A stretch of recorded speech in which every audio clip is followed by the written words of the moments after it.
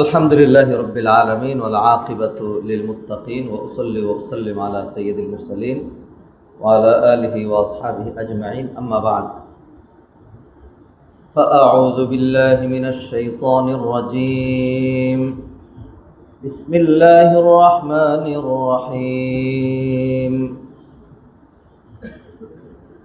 وَإِذَا لَقُوا الَّذِينَ آمَنُوا قَالُوا آمَنَّا وَإِذَا خَلَوْا إِلَى شَيَاطِينِهِمْ قَالُوا إِنَّا مَعَكُمْ إِنَّمَا نَحْنُ مُسْتَهْزِئُونَ اللَّهُ يَسْتَهْزِئُ بِهِمْ وَيَمُدُّهُمْ فِي طُغْيَانِهِمْ يَعْمَهُونَ আলহামদুলিল্লাহ, সবাই বলে আলহামদুলিল্লাহ। সম্মানিত ভাই ও বোনেরা, যারা কোরআনের রঙে রঙিন হওয়ার জন্য, কোরআন থেকে নূর, কোরআনিক মণিমুক্তা আহরণ করার জন্য, কোরআনের সাথে লেগে থাকার জন্য, আল্লাহর কোরআনের জ্ঞান ভাণ্ডার থেকে যৎসামান্য জ্ঞান আহরণ করে নিজের জ্ঞানের পরিধিকে আরও বৃদ্ধি করার জন্য আল্লাহর দেয়া তৌফিকে নেক নিয়তে আল্লাহর ঘর মসজিদে এসে সলাতুল মাগরিব বা জামাত আদায় করে তাফসীরুল কোরআন শোনার জন্য আসতে পেরেছি, বসতে পেরেছি। আমরা আল্লাহ সুবহানাহু ওয়া তাআলার প্রশংসায় আরেকবার বলবো আলহামদুলিল্লাহ।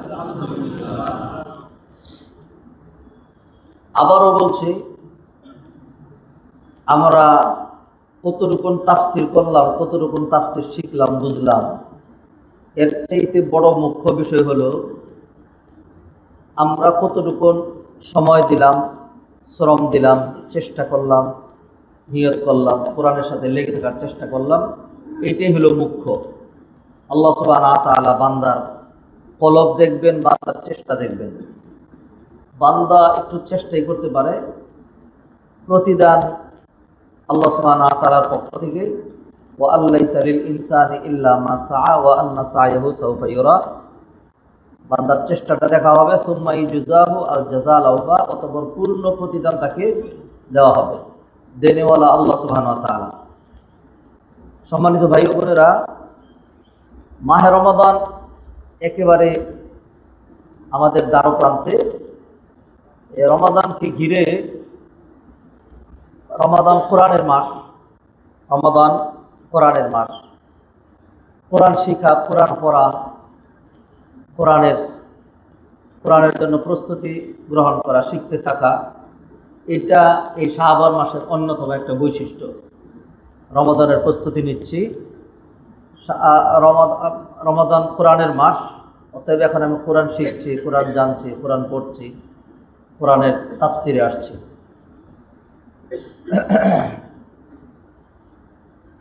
আমরা তাফসিরের উপর ভূমিকা দিয়েছিলাম, কেন তাফসির, কোরআন শিখতে হবে, জানতে হবে, আল্লাহ কেন কোরআন নাজিল করেছেন। এরকম আমাদের প্রস্তুতিমূলক 2 সপ্তাহ আমরা আলোচনা করেছি। এরপরে সূরা ফাতিহা নিয়ে আমরা দীর্ঘদিন আলোচনা করেছি। সূরা বাকারা শুরু করেছি। সূরা বাকারার প্রথম 5 আয়াত ঈমানদারদের শানে নাজিল করা হয়েছে। ঈমানদাররা যে সকল গুণাগুণ, বৈশিষ্ট্য, তাদের সম্বল এবং আল্লাহ সুবহানাহু ওয়া তাআলা তাদের সফলতার কথা ব্যক্ত করেছেন। প্রথম 5 আয়াতে এটা আমরা জেনেছি। ঈমানদাররা গায়েবের প্রতি ঈমান রাখে, সালাত কায়েম করে, আল্লাহর দেয়া রিজিক থেকে ব্যয় করে, কিতাবের প্রতি তাদের ঈমান আছে, আখিরাতের প্রতি তাদের ঈমান আছে। উলাইকা আলা হুদাম মির রাব্বিহিম, এগুলো যাদের আছে তারা হেদায়েতের উপর সুপ্রতিষ্ঠিত। আর অবশ্যম্ভাবী রেজাল্ট হলো উলাইকা হুমুল মুফলিহুন, তারা হলো সফলকাম। তারা কি সফলকাম? মানে তারা জাহান্নাম থেকে নিষ্কৃতি পাবে এবং তারা জান্নাতে যাবে, এটা হলো সফলকাম। সুবহানাল্লাহ। কারণ কোরআনে আল্লাহ অন্যত্র ব্যক্ত করে দিয়েছেন, মান যুহজিহা আনিন নারি ওয়া উদখিলাল জান্নাতা ফাকাদ ফাজ, যাকে জাহান্নাম থেকে নিষ্কৃতি দেওয়া হলো এবং জান্নাতে প্রবিষ্ট করা হলো, ফাকাদ ফাজা, সফলতা সেই পেল। বাড়ির মধ্যে, গাড়ির মধ্যে, সম্পদের মধ্যে সুনাম, সুখ্যাতি, বিত্ত, বৈভব, নেতৃত্ব, কর্তৃত্ব, বাহাদুরি, জমিদারি, এইগুলোর মধ্যে সফলতা নাই। যাই আছে এটা শেষ হয়েই যাবে। মানুষ মনে করে আমারটা কি হবে না, শেষ হবে না। শেষমেশ আমার আমার করতে করতে শেষমেশ আর আমার থাকে না। মানুষ জিততে জিততে শেষমেশ কি হয়ে যায়, হেরে যায়। আবার হারতে হারতে আল্লাহ তাকে কি করেন, জিতিয়ে দেন। দুর্বলকে সবল বানানো আর সবলকে দুর্বল বানানো, এটা আল্লাহ সুবহানাহু ওয়া তাআলার মুহূর্তের বিষয়। আল্লাহ সুবহানাহু ওয়া তাআলা ফেরাউনকে দমক দিয়ে বলেছেন যে আমি কি চেয়েছি, অনুরিদু আন্না মুন্না আলাল্লাযীনা ইসতুদঈফু ফিল আরদ, যারা জমিনে দুর্বল তাদেরকে আমি সবল করে দেব, ক্ষমতা তাদের হাতে দেব। ওয়ানাজআলাহুমুল ওয়ারিসিন, এবং এই জমিনের ওয়ারিস, কর্তৃত্বধারী আমি তাদেরকে বানাবো। আল্লাহ সুবহানাহু ওয়া তাআলা বানান নাই, বানিয়েছেন। আচ্ছা, অতএব এই কথাগুলো কেন? এই কথাগুলো এই জন্য যে আল্লাহ সুবহানাহু ওয়া তাআলা ইমানদারদের যে সফলতার কথা বলেছেন সেটার জন্য, যে আমি ইমানদার, আমি কোরআনের সাথে আছি, কিন্তু আমার একটা গাড়ি নেই, আমার একটা বাড়ি নেই, আমার এক খণ্ড জায়গা নেই, দরকার নেই। আপনার এক খণ্ড জায়গা কেন? আপনার বিশাল বড় জায়গা আছে। আপনার বাড়ি কেন? আপনার বিশাল বিশাল বালাখানা আছে, ঠিক না? আপনার কি যে আছে, জাস্ট চোখটা বন্ধ করলে আপনি দেখবেন। অতএব এই দুনিয়ার যত যাই কিছু আমরা মানুষ হিসাবে, দুর্বল হিসাবে দুনিয়ার পিছনে দৌড়াই, কিন্তু সফলতা এগুলোর মধ্যে নয়। সফলতা কিসের মধ্যে? সফলতা হলো জান্নাতে যাওয়ার মধ্যে সফলতা। মুমিনের সফলতা দুনিয়াতে নেই, মুমিনের সফলতা আখিরাতে। মুমিনের সফলতা আখিরাতে। ইমাম আহমদ ইবনে হাম্বলকে প্রশ্ন করা হয়েছিল, মাতা ইস্তারিহুল মুমিন, একজন মুমিন স্বস্তির নিঃশ্বাস কখন ফেলবে? তখন তিনি বললেন, ইযা রাআস সিরাতা খালফা যাহরিহি, যখন দেখবে ফুল সিরাত পিঠের পিছনে। আখিরাতের অনেকগুলো ঘাটি আছে, আমলনামা ওজন করা হবে, 50,000 বছর দাঁড়ায় থাকতে হবে, হাউজে কাউসার এখানে দৌড়াদৌড়ি করতে হবে। এরপর আল্লাহ সুবহানাহু ওয়া তাআলা দাঁড় করাবেন, এই দাঁড়া বেটা, হ্যাঁ, my slave and servant, stop here, reply 4 important question. যৌবনকাল কিভাবে ব্যয় করেছ, পুরোটা জীবন কিভাবে কাটিয়েছ, মাল সম্পদ 2টা প্রশ্ন, কোথা থেকে কিভাবে কামাই করেছ এবং কোন জায়গায় কিভাবে ব্যয় করেছ, 2টা। আর ওয়ান ইলমিহি মাযা আমিলা বিহি, এলেম কতটুকু শিখেছিলে, যা শিখেছিলে তা আমল করেছো কিনা, এলেম কেন শিখো নাই এবং আমল তো করতে পারো কি নেই। তাহলে এলেমের ব্যাপারে 2টা প্রশ্ন, যা শিখছো তা দিয়ে আমল করছো কিনা। আর একজন আল্লাহ বাঁচাইছে পারে, আমি শিখি নেই, আপনারা দরবার মধ্যে শিখলাম না কেন? এরকম অনেকগুলো ঘাটি আছে, সবগুলো একজন অতিক্রম করলো। ইমাম আহমদ বিন হাম্বল বলেন যে আমি তখনও ভয় পাই, কারণ সামনে একটা ঘাটির আছে, খুবই কঠিন। হ্যাঁ, নবীজি হাদিসের মধ্যে বলছেন, আহাদ্দু মিনাস সাইফি ওয়া আদাক্কু মিনাশ শা'r, এটি এই এই এই ফুল সিরাতটা চুলের চেয়েও চিকন আর তরবারির চেয়েও বেশি ধারালো, এটার উপর দিয়ে যেতে হবে। তো কেউ যদি ওই পারে চলে যায়, এর নিচে হলো জাহান্নাম, আর ওই পারে কি জান্নাত, মানে ওই পারে গেল মানে জান্নাতে গেল, জাহান্নাম ক্রস করলো, তাইলেই সফল কাম। তাহলে এটা কিসে তখন কি আলোচনা করলাম? ওই যে প্রথম 5 আয়াত, উলাইকা আলা হুদাম মির রাব্বিহিম ওয়া উলাইকা হুমুল মুফলিহুন। এরপরে 2 আয়াতে আল্লাহ সুবহানাহু ওয়া তাআলা কাফেরদের কথা আলোচনা করেছেন, যারা কাফের, স্পষ্ট কাফের, যেমন হিন্দু, বৌদ্ধ, খ্রিস্টান, ইহুদি, এরকম যারা, তাদের জন্য আল্লাহ সুবহানাহু ওয়া তাআলা 2টা আয়াত আলোচনা করেছেন। শেষে বলে দিয়েছেন লাহুম আযাবুন আযীম, খুব কঠিন শাস্তি তাদের জন্য আছে, জাহান্নামের শাস্তি। এরপর আল্লাহ সুবহানাহু ওয়া তাআলা আলোচনা শুরু করেছেন একটানা 13টা আয়াতের মধ্যে বিভিন্ন উপমা, বিভিন্নভাবে আল্লাহ সুবহানাহু ওয়া তাআলা ব্যক্ত করলেন একদল মানুষের কথা, যাদের টুপি আছে, দাড়ি আছে, জুব্বা আছে, নামাজও আছে, রোজাও আছে। এরপর হলো মাঝে মধ্যে এরকম ঘোষণাও দেয় যে আমরা কি মুসলমান না, বুঝলেন, আল্লাহর প্রতি ঈমান রাখি, আখিরাতের প্রতিও কি ঈমান রাখি। আবার বলে আমরা সাক্ষী দিচ্ছি যে আপনি আল্লাহর রসুল। এগুলো আছে, হ্যাঁ, কিন্তু আল্লাহ সুবহানাহু ওয়া তাআলা তাদের কথা কি বললেন? মা হুম বিমুমিনিন, কিন্তু তারা ইমানদার নয়। কারণ আল্লাহ সুবহানাহু ওয়া তাআলা আল্লাহর কাছে রুমাল, দাড়ি, জুব্বা, বাহ্যিক নামাজ আর মুখের কথা যে আমরা ইমানদার, আল্লাহরে বিশ্বাস করি, আখিরাতে বিশ্বাস করি, যে মৌখিক স্বীকৃতি যে এটা নট ইম্পর্টেন্ট অ্যান্ড সিগনিফিকেন্ট। কারণ আল্লাহ সুবহানাহু ওয়া তাআলা বান্দার কলবের দিকে আগে তাকান, তার কলবের কি কন্ডিশন। কলবের কন্ডিশন ভালো, অল্প আমল করবে, বেশি সব পাবে। কলবের কন্ডিশন খারাপ, বেশি আমল করবে, সব অল্প পাবে। কলবের কন্ডিশন খারাপ, হাজারো আমল করেও কিছুই পাবে না। মানে কলবের যে অবস্থাটা, হ্যাঁ, আর কলবের যে অবস্থাটা, এটা যার কলব সে জানে, যদিও অ্যাবসোলুট নলেজ তার নাই। আমাদের কলবের পূর্ণ নিয়ন্ত্রণ, পূর্ণ অবস্থার মানে মানে জানা, এটা আমরা জানি না। কলবের অ্যাবসোলুট নিয়ন্ত্রণ কার হাতে? আল্লাহর হাতে। তবু আল্লাহ, এটা তো আমার কলব, এটা তো আমার কলব, আমার কলব খারাপ চায়, আমি যদি এটার থেকে তারে ঘুরাইতে চাই, চেষ্টা করি, তাহলে আমি পারি। আল্লাহ তো আমাকে জোর করে খারাপের দিকে দিচ্ছেন না। আমার কলব ভালো চায়, এখন যদি আমার কলবকে ভালোটা না দিয়ে খারাপের দিকে চলে যাই, তাহলে সেই দ্বারও কি আছে? খোলা আছে। কলবের অবস্থা যদি কি হয়, কলব যদি খুব এখলাস চলা হয়, অনেক ভালো, সচ্ছবর্ণ আমল করলে অনেক বেশি চল।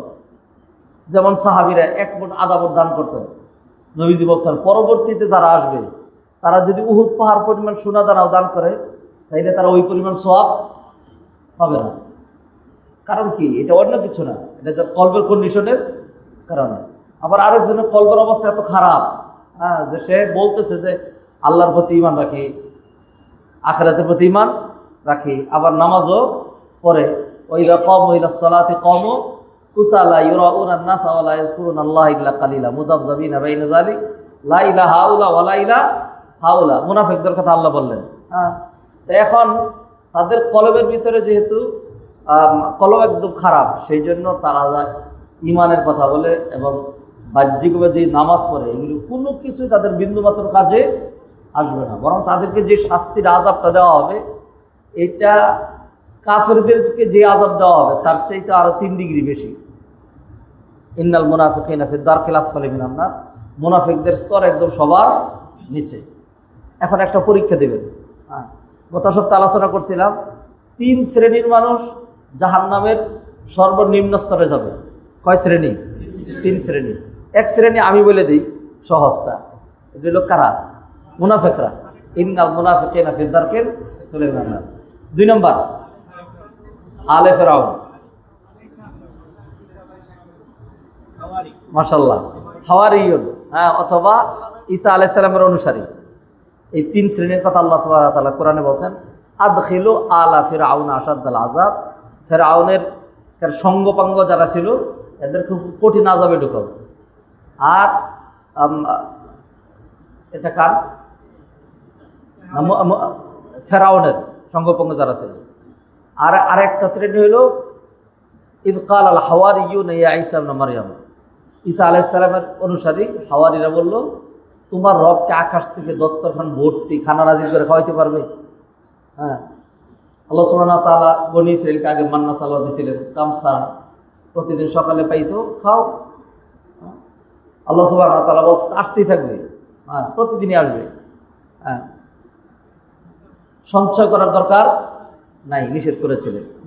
তো বনী ইসরাঈল তো তার মনে হলো যে প্রতিদিন আসবে, বুঝলাম, যদি হঠাৎ না আসে, আরে যদি হঠাৎ না আসে তখন কি হবে? সেই জন্য বললো যে তাহলে একটা কাজ করি, কিছু অতিরিক্ত নিয়ে রাইখে দিই, যদি না আসে তাইলে খাবো। এরপরে যখন এইভাবে নেওয়া শুরু করলো, অতিরিক্ত নিয়ে কি করে? সঞ্চয় করে। এরপর আল্লাহ সুবহানাহু ওয়া তাআলা দিলেন বন্ধ করে। যখন বন্ধ করে দিয়েছে তখন মুচকি হাসি, অসুবিধা নাই, আছে। গিয়া দেখে যা সঞ্চয় করছিল সব কি হয়ে গেছে? সব পচে গেছে, নষ্ট হয়ে গেছে। এর আগ পর্যন্ত আল্লাহর বিধান এটা ছিল, কোনো খানা, পাকানো খানা, তরকারি, ভাত, বিরিয়ানি, পোলাও, এগুলো কোনো কিছু কি হইতো না, নষ্ট হইতো না। ওই দিন থেকে নষ্ট হওয়া শুরু হয়েছে। তো আল্লাহ বলছিলেন যে আমি তাদেরকে এইভাবে, এইটা হলো মুসা আলাইহিস সালামের উম্মত আল্লাহ খানা দিছিলেন। এরপরে ঈসা আলাইহিস সালামের উম্মতরা বললো যে না, ওই মান্না সালওয়া না, একবার আমাদের পাকানো খানা যেরকম কুরমা, পোলাও, রেজালা, তারপরে কাচ্চা কাচ্চা বিরিয়ানি কাটে যে কি জানি, কাচ্চি বিরিয়ানি, এগুলি সব আল্লাহ সুবহানাহু ওয়া তাআলা একেবারে বিশাল বড় এরাবিয়ান ডিশ আছে না, ডিশ ভর্তি খানা আমাদের সামনে আকাশ থেকে আসবে, আমরা খালি খাবো। আল্লাহ বলছে ঠিক আছে, ইন্নী মুনাজ্জিলু আলাইকুম ফামান ইয়াকফুর বা'দু মিনকুম, নাজিল করতেছি, কিন্তু এরপরে কেউ যদি কুফরি করে ফা ইন্নী উআযযিবুহু আযাবান লা উআযযিবুহু আহাদাম মিনাল আলামিন, এমন আযাব দিব যে আযাব অন্য কাউকে না হয় না। আচ্ছা, দেখ আলহামদুলিল্লাহ আপনারা মনে রেখেছেন। আমরা আজকে আলোচনা করব সূরা বাকারার 14 নম্বর আয়াত থেকে, সূরা বাকারার 14 নম্বর আয়াত থেকে। এর আগে মুনাফিক সংক্রান্ত আমরা কয়টা আয়াত আলোচনা করেছি? 8, 9, 10, 11, 12, 13, 6টা আয়াত আমরা আলোচনা করেছি। 14 নম্বর থেকে আলোচনা করে 20 নম্বর আয়াত পর্যন্ত আমরা এই কয়টা আয়াতের সাদা মাঠা অনুবাদ এবং যৎসামান্য বিশ্লেষণ আমরা করব।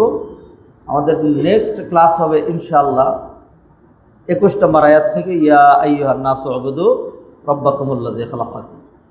আল্লাহ সুবহানাহু ওয়া তাআলা এখানে বলেন, আউযু বিল্লাহি মিনাশ শাইতানির রাজীম, ওয়া ইযা লাকুল্লাযীনা আমানু ক্বালু আমান্না ওয়া ইযা খালাউ ইলা শায়াতিনিহিম ক্বালু ইন্না মা'আকুম ইন্নামা নাহনু মুস্তাহজিউন। আল্লাহ বলছেন ইযা লাকু আল্লাযীনা আমানু, মুনাফিকরা যখন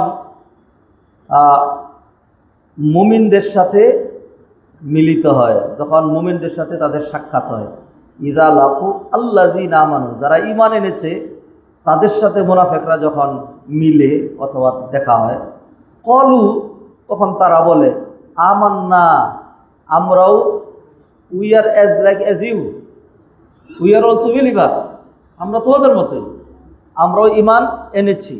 আমান্না এটা জমা মুযাক্কারের সিগা, আমান্না এটা পাস্ট টেন্স, আমরাও ঈমান এনেছি, আমরাও ঈমান এনেছি।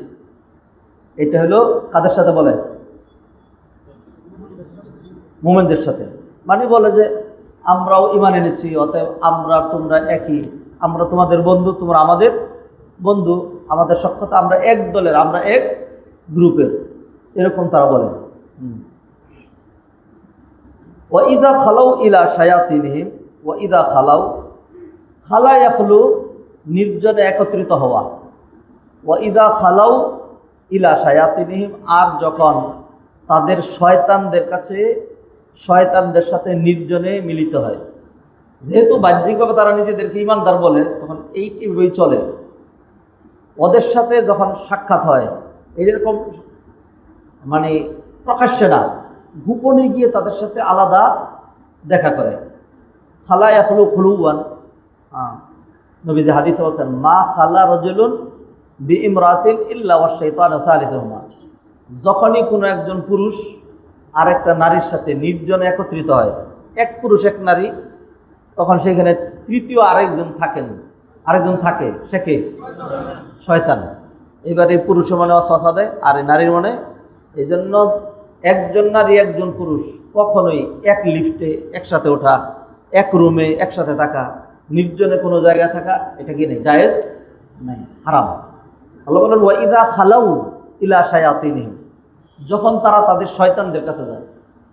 আল্লাহ সুবহানাহু ওয়া তাআলা এখানে তাদের স্বরূপ উন্মোচন করলেন। যাদের কাছে যেত তারা হলো কাফের নেতা, ইহুদি নেতা, যাদের কাছে গিয়ে তাদের সাথে ষড়যন্ত্র করত, তাদের থেকে সুবিধা আদায় করার চেষ্টা করত, নিজেদেরকে বলতো যে আমরা তো আসলে কি তোমাদের সাথে, বইল না, ওদেরকে জানাইও না, দেখি না তাদের আর কি তথ্য উদ্ঘাটন করতে পারি, তোমাদের কাছে আর কি এনে দিতে পারি। ওয়া ইযা খালাউ ইলা শায়াতিনহিম ক্বালু, তখন তারা বলতো ইন্না মাআকুম, প্রকৃত পক্ষে আমরা তোমাদের সাথেই আছি, মানে মনের দিক থেকে আমরা তোমাদের সাথে, আর বাহ্যিকভাবে উপরে উপরে আমরা কাদের সাথে? মুমিনদের সাথে। ইন্নামা নাহনু মুস্তাহজিউন, আমরা তো কেবল ঠাট্টাকারী, আমরা তো কেবল ঠাট্টাকারী, অর্থাৎ মুমিনদের সাথে আমরা ঠাট্টা মস্করা করছি, তাদেরকে ধোঁকা দিচ্ছি, তাদেরকে প্রতারণায় ফেলছি। তারা মনে করতেছে আমরা তাদের সাথে, আসলে তো আমরা তাদের সাথে না, আমরা হলাম তোমাদের সাথে। যাই হোক, এই আয়াতে আল্লাহ সুবহানাহু ওয়া তাআলা মুনাফিকদের তাদের মুনাফিকি, তাদের যে চরিত্রটা উন্মোচন করলেন। চেহারা দুইটা, একজনের কাছে এক চেহারা নিয়ে আসে, আরেকজনের কাছে আরেক চেহারা নিয়ে যায়। মন একদিকে, মুখ আরেক দিকে। আর ঈমান হইল তিনটা জিনিসের সমন্বয় হয়। ঈমান কয়টা জিনিসের সমন্বয় হয়? তাসদীক বিল জিনান, অন্তরের বিশ্বাস, আল ইকরার বিল লিসান, জবানের স্বীকৃতি, আল আমালু বিল জাওয়ারিহ আল আরকান, অঙ্গ প্রত্যঙ্গের মাধ্যমে কি করা? আমল করা। এই তিনটার সমন্বয় ঈমান। এই তিনটার কোনো একটা বাদ গেলে কি হবে না? ঈমান হবে না। যদিও এই তিনটার মধ্যে মূল হলো অন্তরের বিশ্বাসটা। আচ্ছা, তো মুনাফিকরা তাদের কলবে ছিল একটা আর মুখে ছিল আরেকটা। অতএব মুখে মুখে যত ঈমানই থাকুক, এটাকে কি বলা হয় নাই? ঈমান বলা হয় না। নবীজি সাল্লাল্লাহু আলাইহি ওয়াসাল্লাম হাদিসের মধ্যে বলছেন, এরকম অনেক মানুষ আছে যে যারা নিজেদেরকে ঈমানদার মনে করে, সাল্লা ওয়া সামা ওয়া জাআমা আন্নাহু মুমিনুন, নিজের মুমিনই মনে করে, নামাজ আদায় করে, সিয়াম আদায় করে, কিন্তু তারপরে সে কিনা মুমিন না।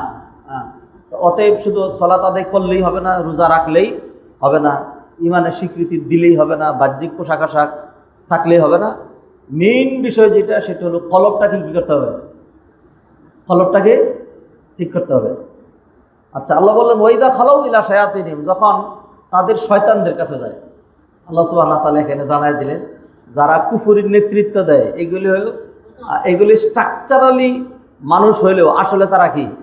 শয়তান। আল্লাহ তাদেরকে শয়তান আখ্যা দিয়েছেন। শয়তান দুই রকম হয়, একটা হলো শায়াতিন আল ইনস আর একটা হলো শায়াতিন আল জিন। একটা জিন শয়তান, আসল শয়তান যেগুলি, আর একটা মানুষ শয়তান, আরেকটা। আল্লাহ কোরআনের সূরা আরাফে ইরশাদ করছেন, ওয়াকাযালিকা জাআলনা লিকুল্লি নাবিয়্যিন আদুওয়ান শায়াতিনাল ইনসি ওয়াল জিন ইউহি বা'দুহুম ইলা বা'দিন যুখরুফাল কওলি গুরুরা কাযালিকা জাআলনা লিকুল্লি নাবিয়্যিন আদুওয়া, প্রতি নবীর জন্য আমি কিছু শত্রু রেখেছি। শায়াতিনাল জিন ইউহি বা'দুহুম ইলা বা'দিন যুখরুফাল কওল, তারা একজন আরেকজনের কাছে খারাপ কথাগুলো পৌঁছায়, তাহলে মানুষ, শুনেন, মানুষ অ্যাকর্ডিং টু কোয়ালিটিস, ক্রাইটেরিয়া, তারপরে হলো বৈশিষ্ট্য, সিফাত, গুণাগুণ, কন্ডাক্ট, বিহেভিয়ার, ঈমান, আকীদা, এইটা অনুযায়ী মানুষ হয়। আর এইগুলোর অভাবে অথবা উল্টাপাল্টা হলে এক এক সময় মানুষ এক একটা হয়। যেমন আল্লাহ সুবহানাহু ওয়া তাআলা কিছু মানুষকে আকল দিয়েছেন, বিবেক দিয়েছেন, চক্ষু দিয়েছেন, কর্ণ দিয়েছেন, কিন্তু এগুলো তারা কি করে না? কাজে লাগায় না। আল্লাহ বললেন উলাইকা কাল আনআম, তারা হলো জানোয়ারের মতো। মানুষও কিন্তু দেখবেন, একজন একটু উল্টাপাল্টা করলে কয় গাধা, কোনো একদম গাধা হয়েছে তুই, ছাগল, গরু, ঠিক না? তো মানুষ এরকম। মানুষকে আল্লাহ সুবহানাহু ওয়া তাআলা এমন একটা ক্ষমতা, স্বাধীনতা, বৈশিষ্ট্য দিয়ে সৃষ্টি করেছেন, মানুষ যদি এটাকে প্রতিপালন করে তাহলে মানুষ বহুত উপরে উঠতে পারে। এই অর্থেই কিন্তু যারা নিজেদের এই সম্ভাবনাটাকে ডান পথে পরিচালিত করে, এইগুলি প্রতিপালন করে, তাদের মান মর্যাদা ফেরেশতাদের চেয়েও বেশি, আশরাফুল মাখলুকাত, ঠিক না? আপনি কি মনে করেন ফেরাউন, হামান, কারুন, তারপরে আবু জাহাল, নমরুদ, তারপর আব্দুল্লাহ ইবনে উবাই সালুল, মুনাফিকরা, বেঈমানরা, কাফেররা, এরা জিবরাইল আলাইহিস সালাম, তারপর মিকাইল আলাইহিস সালাম, এই ধরনের বড় বড় ফেরেশতা যারা আছে, এই ফেরেশতাদের চাইতে এরা ভালো? প্রশ্নই আসে না।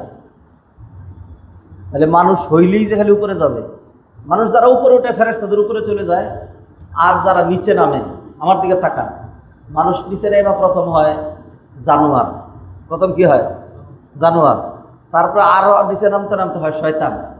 কি হয়? শয়তান। এরপর আরো নিচে নামতে নামতে এমন অবস্থা হয় যে শয়তান কয় আউযুবিল্লাহি মিনকা, তোর মতো শয়তানের কাছে আমি কি চাই? পানা চাই। আচ্ছা, ওই দলিলটা এখানে নিয়ে এসে আল্লাহ সুবহানাহু ওয়া তাআলা সূরা হাশরের মধ্যে বলেছেন কামাথালিশ শাইতান ইয ক্বালা লিল ইনসানি উকফুর, শয়তান মানুষকে বলে কুফরি কর, খারাপ কাজ কর।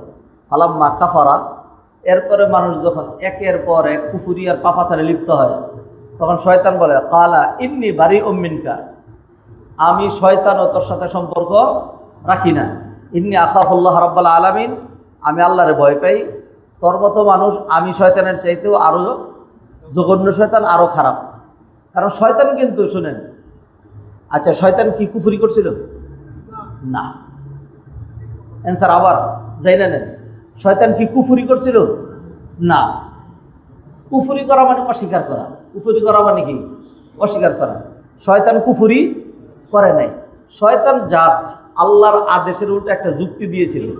শয়তান বলছে, যখন আল্লাহ সেজদা করতে বললেন, শয়তান বলল খালাকাতানি মিন নার ওয়া খালাকতাহু মিন তিন, আল্লাহ আপনি আমাকে সৃষ্টি করেছেন আগুন দিয়ে, আপনি তো জানেন আগুনের বৈশিষ্ট্য উপরের দিকে যায়।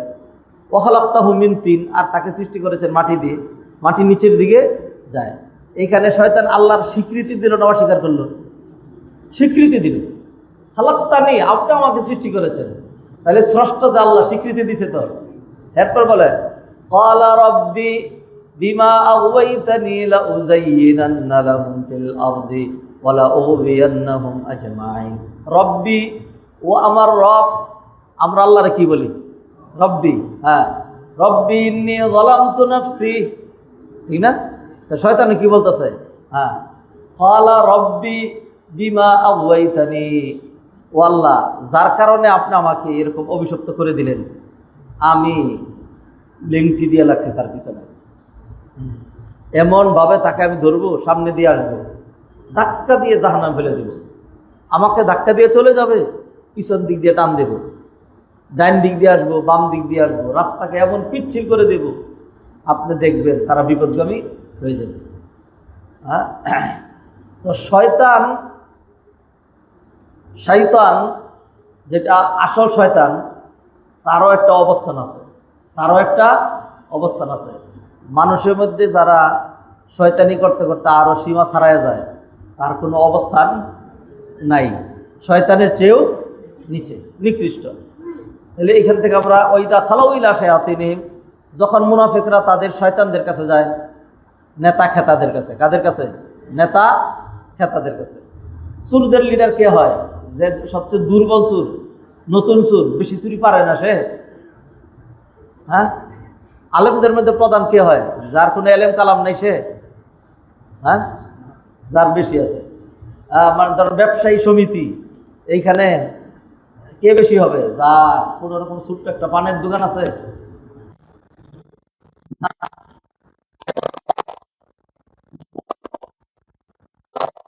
কুফরির মধ্যে যারা নেতৃত্ব দেয়, সাধারণ কাফেরদের কথা না, আল্লাহ সুবহানাহু ওয়া তাআলা ডাইরেক্ট তাদের স্বরূপ উন্মোচন করলেন। ওয়া ইদা খালাউ ইলা শায়াতিনহিম, যখন তাদের শয়তানদের কাছে যায়।